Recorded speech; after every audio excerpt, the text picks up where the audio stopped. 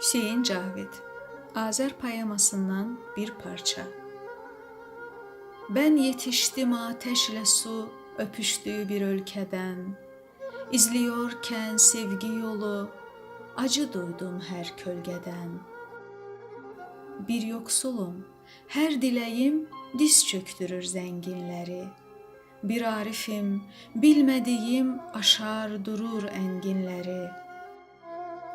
Ben mülayim bir denizim, ateşlidir dalgalarım, sülhe koşan bir acizim, eskik olmaz kavgalarım.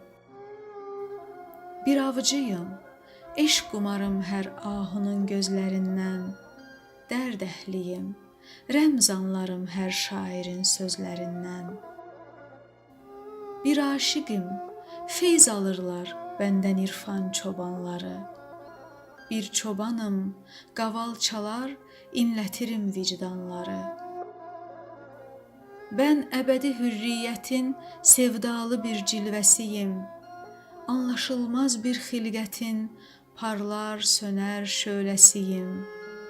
Anlaşılmaz bir xilqətin parlar, sönər şöləsiyim.